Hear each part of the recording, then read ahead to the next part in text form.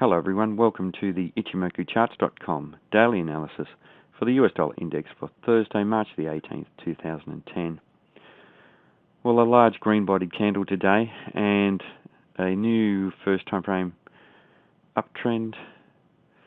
We have a candle with a higher high and a higher low, and we have a fairly large green body telling us that the buyers have made some solid net bullish progress on the day.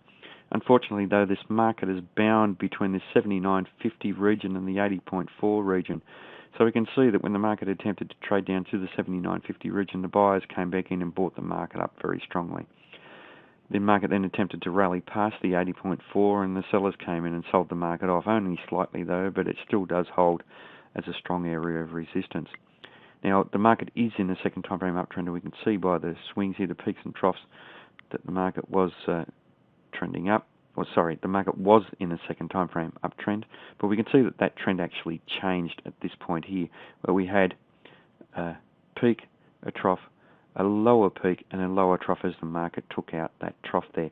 Now we have a lower peak again and another lower trough. So we can see that the market is actually in a second time frame downtrend and testing this area of support around the 79.50 region. We had this breakout down below the head and shoulders pattern. Here's the left shoulder, the head, and the right shoulder, but the market hasn't gone on with it. And one of the things that we do need to be aware of when we attempt to trade these patterns, we like to see a solid bullish or bearish close outside of the neckline. In this case, there was a fairly bearish close outside, but we also need to note the resistance below that may actually affect any target. So certainly the 79.50 region has contributed to the failure of this head and shoulders pattern. Now the market is overall trading up above the cloud or the Kumo, so overall we do have a positive bias to this market, and we would expect that the probability of this being a failed pattern would be fairly high in this scenario.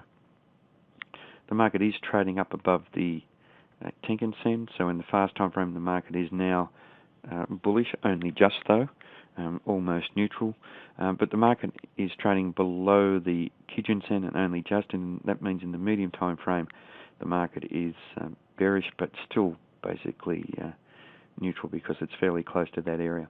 Now we can see that the Kijun-sen is also around this 80.4 region, and that was also a level when the market found resistance and will continue to find potential resistance.